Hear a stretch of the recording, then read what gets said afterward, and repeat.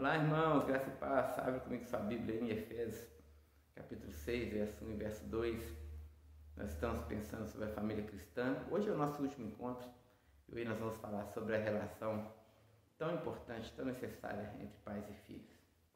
Nesse capítulo, no primeiro versículo, Paulo já fala da relação dos filhos, uma relação de obediência aos seus pais, inclusive, porque isso é justo. E Paulo vai argumentar também que esse é um mandamento com promessa. Lá, o quinto mandamento, lá de Êxodo, capítulo 20, é justamente esse, para que a gente honre o pai e a mãe. E agora Paulo vai falar aos pais. Ele vai ordenar aos pais para que os pais criem seus filhos na disciplina e na admoestação do Senhor, sem porém irritá-los. Isso é muito interessante, né? O que Paulo está querendo dizer com não irritar os seus filhos? Bom, ele já deu uma pista aqui no primeiro verso, quando ele vai dizer que os filhos devem obedecer aos seus pais no Senhor. Ou seja, o pai não deve irritar o seu filho, como nós vimos na semana passada, fazendo com que, ou pedindo para que ele faça coisas que sejam abusivas, um abuso de autoridade. E não só um abuso de autoridade de pai mesmo, mas de autoridade inclusive em relação a Deus.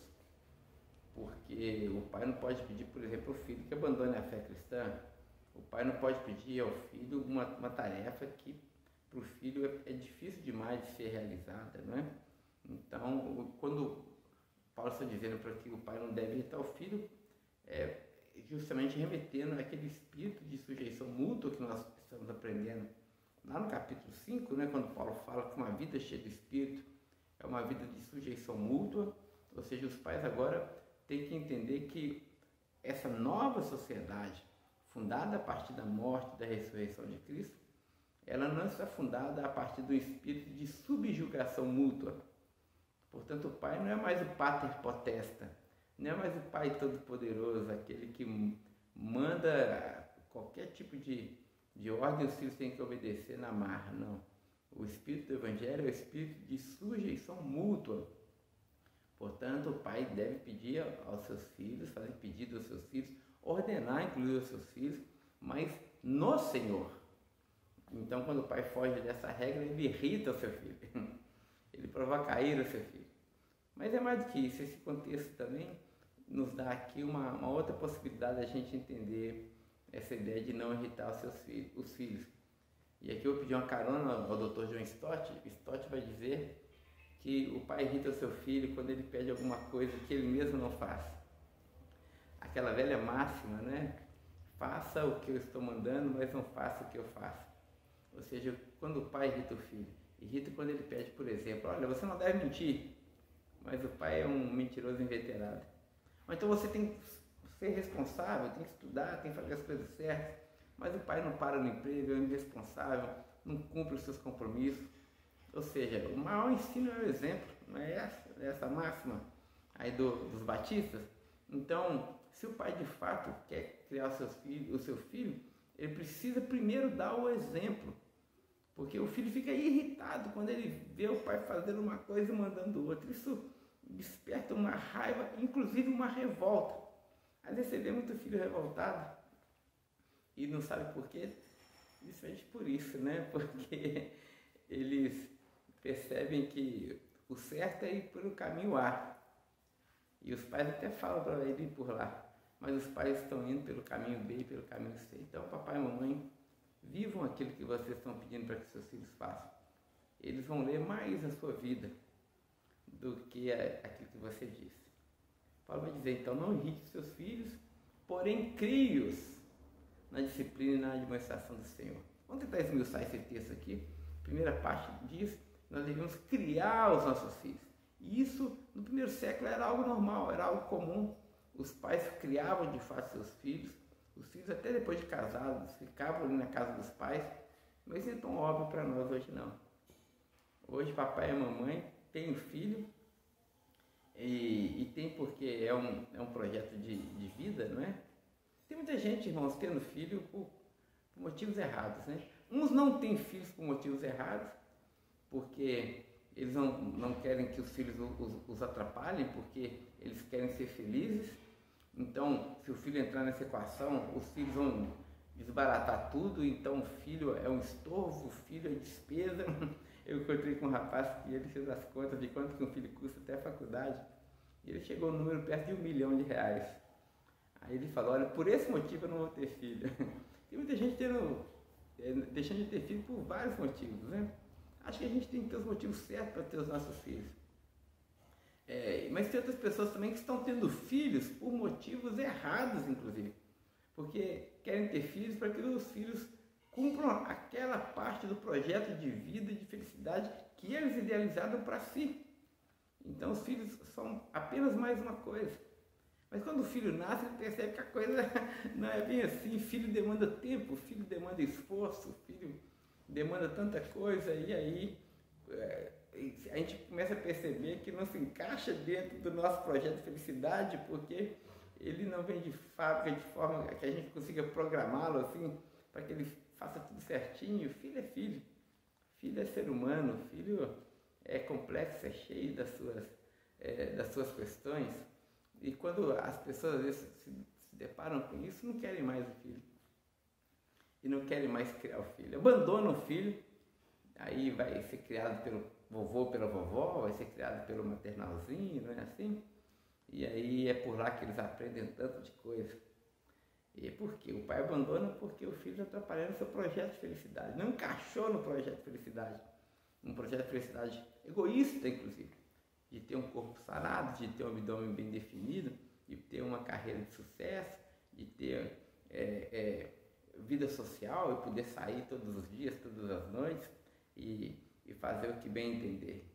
E aí criam, ou deixam que os seus filhos sejam criados por outras pessoas. E aqui a gente tem uma grande crise educacional no nosso país, justamente por isso. Não é nem que os pais não sabem criar seus filhos. É também isso, mas é mais do que isso. Nós temos uma grande crise educacional porque os pais não querem criar os seus filhos. E deixa eu falar para você, papai, aqui um parêntese, né? É muito importante. A escola é um lugar muito importante para o seu filho. É lá que ele vai aprender português, matemática, história, geografia. Essa é a função da escola. Mas agora ensinar valores, ensinar o que é certo e o que é errado, eles aprendem dentro de casa. Ensinar a dar bom dia, boa tarde, boa noite, a ser educado com as pessoas, aprendem dentro de casa.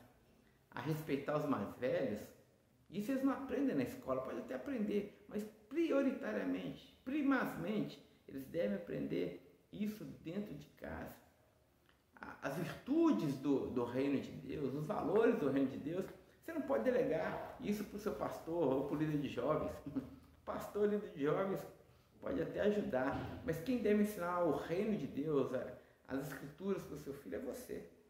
Essa é uma tarefa intransferível. Você não pode vender, você não pode alugar o seu filho. Ele é seu e a responsabilidade é sua e é sua. E de mais ninguém. Então crie seus filhos, mas como? Não é a partir das suas regras pessoais. Paulo vai também colocar um limite aqui nessa criação. Não é a partir daquilo que você acha, não é algo que você tira da cabeça. Paulo vai dizer que você deve criar seus filhos na disciplina e na admoestação do Senhor. Se você conhece muito o Antigo Testamento, lá o Pentateuco, mais especificamente Deuteronômio, capítulo 6, você vai ver que a ordem do Senhor ali para o povo é que o povo pudesse inculcar na cabeça dos seus filhos a lei do Senhor. Ou seja, inculcar é abrir a tampa da cabeça e socar a lei de Deus ali dentro para que os filhos jamais se esquecessem da lei de Deus e um dia se desviassem dela. Papai e mamãe, a nossa tarefa como pais é justamente ensinar aos nossos filhos a lei de Deus.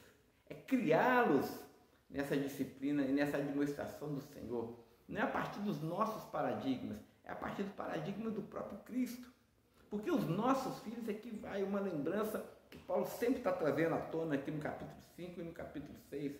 Assim como Paulo fala que as esposas não nos pertencem, mas elas pertencem ao Senhor, o marido também pertence ao próprio Cristo, Paulo mais uma vez vai nos lembrar que os nossos filhos não nos pertencem. Eles são de Deus, e se são de Deus, precisam ser criados no caminho de Deus. Essa é a nossa responsabilidade, esse é o nosso ministério, isso é intransferível. Criá-los não na nossa axiologia, mas criá-los na disciplina e na administração do Senhor. Porque é justamente esse ensino que vai ser uma lâmpada que há de iluminar o caminho do seu filho. Tem muito pai preocupado com seus filhos e fazem bem em dar aos seus filhos uma boa oportunidade para que eles construam uma boa carreira. E eles acham que os filhos serão bem-sucedidos quando eles tiverem um super emprego, uma super profissão, e aí forem famosos ou terem então casa, carro e sucesso e tudo mais. Isso é conversa para boi dormir. Sabe o que vai fazer o seu filho realizado, pleno e feliz? É se você ensiná-lo a palavra de Deus. Ensiná-lo a ser um bom homem aqui. Ensinar o sucesso da palavra de Deus, os bem-aventurados, a bem-aventurança do reino. Porque se o seu filho estiver alicerçado aqui, ele pode ser o que quiser ser. Claro, você vai estimular a estudar, mas se ele quiser ser um médico, deixa que ele seja um médico. Se ele quer ser um músico, deixa que ele seja um músico. Se ele quer ir lá para a África e cuidar das pessoas lá na África, deixa que ele vá. Se ele tem a lei de Deus no seu coração, o que for que ele desejar fazer, ele será bem sucedido. Ele estará no centro da vontade de Deus. Os filhos são do Senhor. Os filhos são do Senhor. São como flechas na mão do arqueiro. Nós precisamos lançá-los para que eles cumpram o propósito dele. Qual o propósito deles? A felicidade pessoal deles, assim como muitos pais acham hoje, terem o corpo sarado, a casa bonita e tudo mais. Não, eles só vão ser felizes se eles conhecerem o Senhor e fazerem a vontade do grande Rei. Criais na disciplina e na administração do Senhor. Para finalizar, eu só gostaria de dizer que é justamente isso. Aqui é disciplina e administração. Aqui Paulo faz uma casadinha muito importante que me faz muito lembrar lá o Salmo 23, quando Davi fala do Supremo Pastor e ele diz que a vara e o cajado do pastor irão consolá-lo. A vara é aquele instrumento que bate mesmo para que a gente não erre o alvo. E o cajado é aquele que tira a gente do buraco, não é? Aqui Paulo está dizendo mais ou menos assim, dizendo que os pais precisam disciplinar os seus filhos, precisam ser duros com seus filhos em relação à lei de Deus.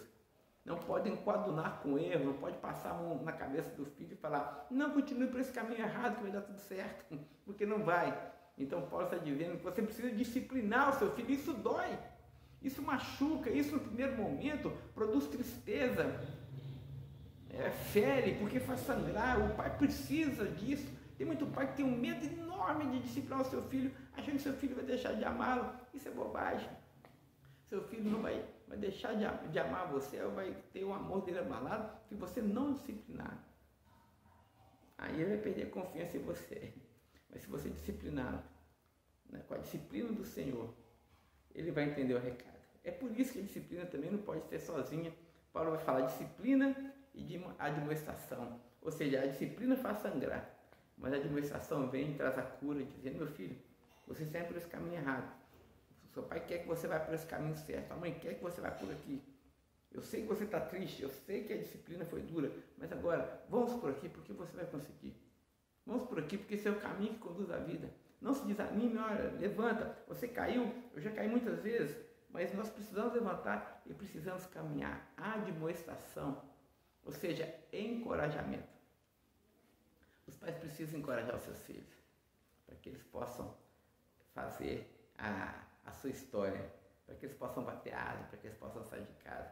Os pais precisam dar aos seus filhos todo o ensino da palavra de Deus.